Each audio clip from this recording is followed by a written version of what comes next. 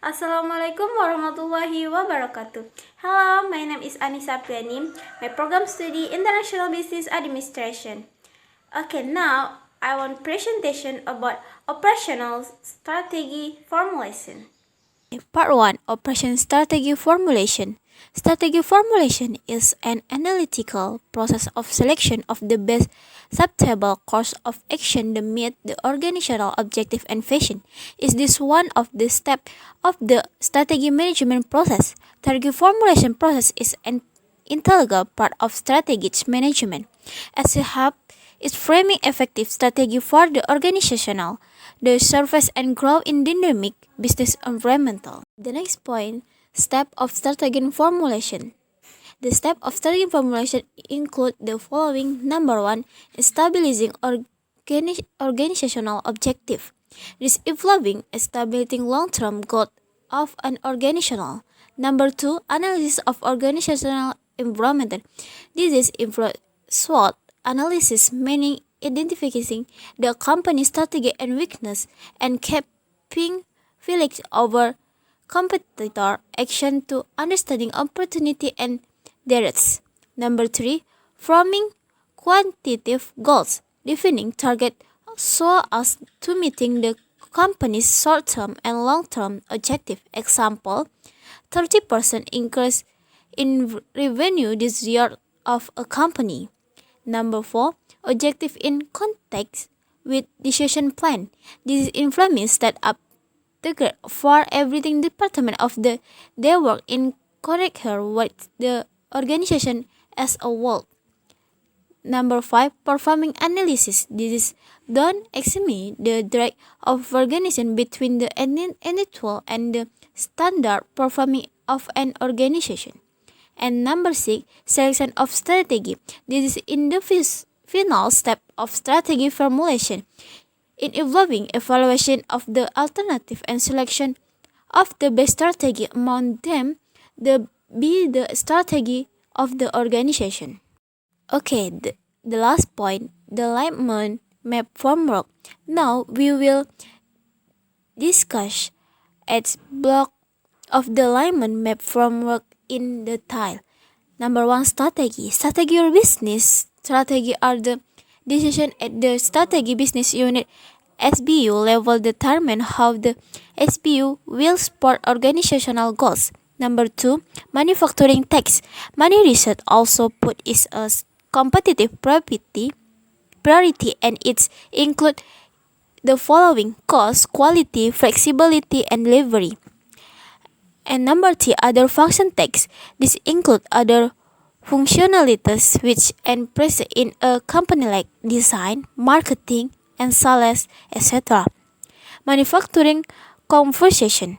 Manufacturing conversation include structure and infrastructure as the two-dimensional structure include capital facility, technology vertical include will be infrastructure include workforce, quality, production planning and organization.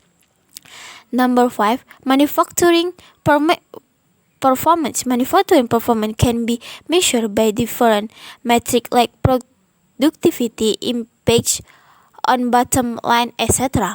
Number 6, competitor stability performance. It shows the competitive performance of the company vice and versa competitive. Number 7, once the gaps have been identified, then the manufacturing chain performance and manufacturing action programs can be created and implemented. Number 8, manufacturing action program will help the company to identify the required manufacturing capabilities. And 9, intend what the organization want to become or what change it's want the bring in Intel is one what which sport the cost of the company. The Boeing 747. It's the jumbo jet that made long-distance travel more affordable and was the crown jewel of BOAC's fleet, a company you may now know as British Airways. By the end of the year, BOAC will have extended its jumbo services around the world on most of its key routes. But in 2020, after 5 decades, BA has decided to bring forward its plans to retire the 747, as have other airlines like Qantas and Virgin Atlantic. It's a visible sign of how airlines are having to quickly transform themselves to survive the coronavirus pandemic. The industry has been decimated. Passenger volumes dropped an unprecedented 95% in April, and the industry is set to lose $84 billion this year alone. A number of airlines around the world have already gone bust. It's a little bit like the game of Survivor. We don't know how long the downturn is going to last. So, to stay in business, airlines have to move quickly and face make-or-break choices at a time of zero visibility. A first critical choice is whether or not to keep flying, and where to send those planes when demand is so low. Flying too many planes means losing money, but flying too few means missing out on passenger demand and potentially losing market share. Getting that balance right is absolutely crucial. How can I stay in that market? How can I continue to be active but not fly unnecessary journeys with empty aircraft? For many airlines, that's the great dilemma. Airlines in the US are going about it in very different ways. American has said, we're going to take as many people as we can, pack them into the airplane, reduce our cash losses each day. There are some people who need to travel. There are some people who want to travel. So let's get them. Let's get them all. But Delta has said it's going to halve the number of planes it's bringing back, leaving its capacity around a quarter of what it was last year. Taking flights out of your schedule does help you save cash. It certainly reduces your daily operating costs. And, it's quite simple. If you only have enough passengers for 1 or 2 flights a day, you only want to be flying 1 or 2 flights a day. Striking the right balance is particularly difficult, and airlines can't even rely on their usual forecast data, as few customers are planning travel ahead of time. They've lost all of their historic data around booking demand, when people book, for what routes, how far in advance, how much they're prepared to pay. That makes another crucial decision particularly pressing, whether or not to keep their staff. If you're talking about 50% of the world's fleet being grounded at this moment in time and 50% of the world's capacity not flying at this moment in time, you don't need to be a rocket scientist. I mean, that probably means 50% of people employed in the aviation industry are not going to be required, certainly through the winter of this year. While carriers like Cathay Pacific in Hong Kong have asked their employees to take unpaid leave, others, like Emirates, have laid off staff. In the US, airlines that accepted government money under the CARES Act promised not to lay off or furlough workers until the end of September, but have looked for other options. What they're asking for from employees, and labor is usually their number 1 or number 2 cost. They're asking for forgiveness, voluntary leaves, working fewer hours than what's guaranteed in their contracts, different relief forms like that.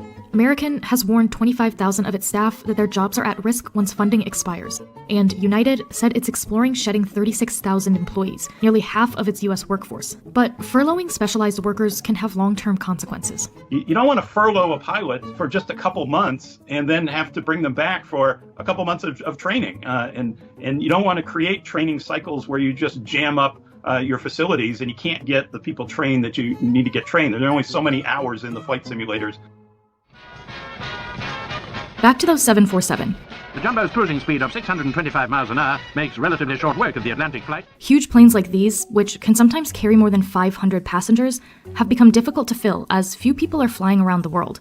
And Boeing has said it will stop producing the 747 altogether in 2022. The 747 is an expensive plane to fly. 4 engines are always more expensive than 2 engines. And the reality is the bigger, older planes are the ones that don't make sense anymore. But it's not just a matter of cost.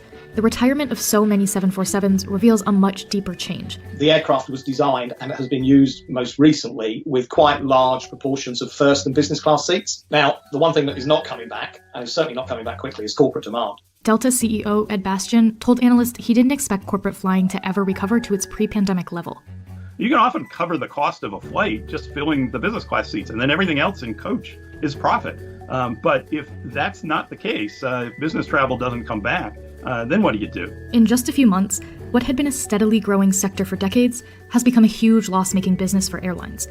And the choices they make now will likely change the way we fly for years to come. Do they have the confidence that they're going to call it correctly? Do we know what's going to happen in the future? It would be a brave call for any airline to make such a dramatic change of position in the market so quickly.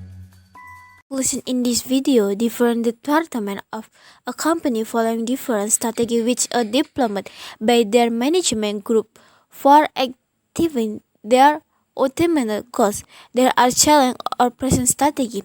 These strategies are however formulation by applying different producer which a challenge or operation strategy formulation. One of these formulation method is here formula for operation strategy.